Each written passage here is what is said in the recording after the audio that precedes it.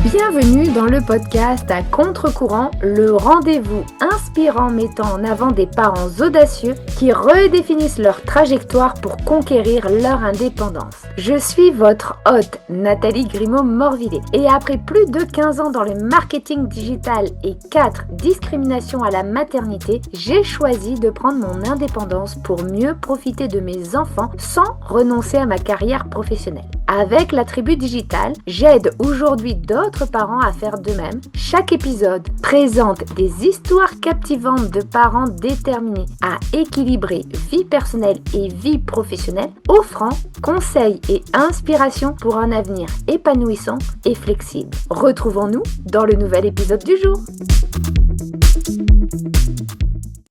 Bienvenue dans ce nouvel épisode de podcast Mom Tips. Mom Tips, ce sont des petits épisodes plutôt rapides pendant lesquels je vous partage mes astuces, mes conseils, mes prises de conscience en tant que mompreneur pour vous permettre d'atteindre vos objectifs et surtout de déconstruire des croyances portées par la société, nos proches, parfois même par nous-mêmes et qui impactent négativement notre quotidien. L'idée de ces épisodes, c'est de vous permettre de passer à l'action avec des conseils qui parfois vont casser les codes de la société.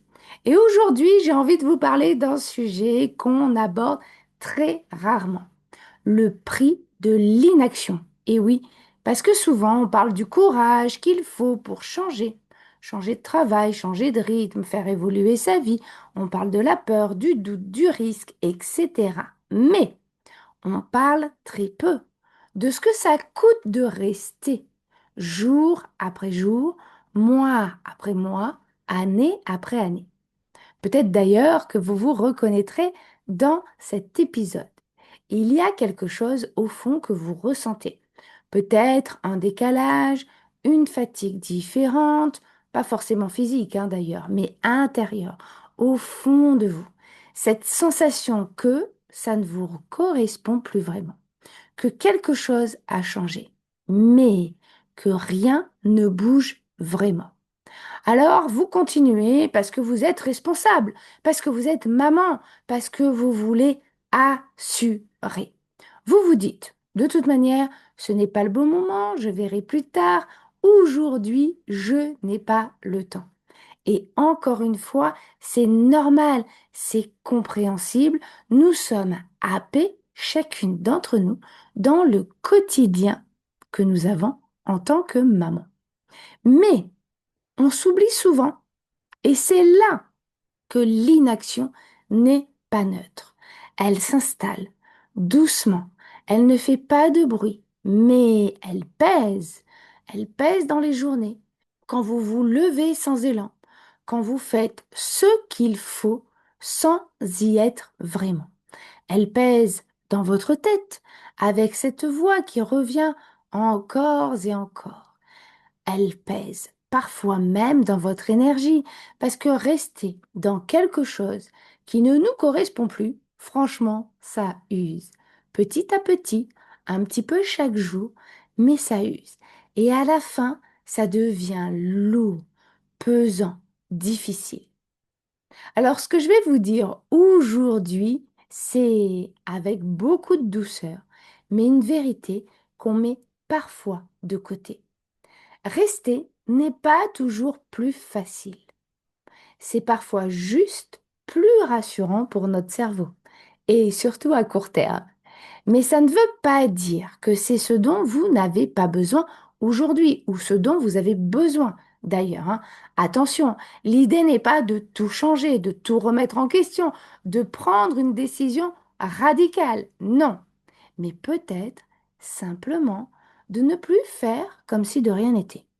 Parce que entre tout changer et ne rien faire, il y a un espace. Et c'est un espace dans lequel vous pouvez respirer, observer, écouter. Par exemple, aujourd'hui, vous pourriez prendre quelques minutes et vous poser cette question. Qu'est-ce qui, en ce moment, ne me correspond plus vraiment? Sans chercher d'ailleurs de solution, sans vous juger même, juste en étant honnête avec vous-même.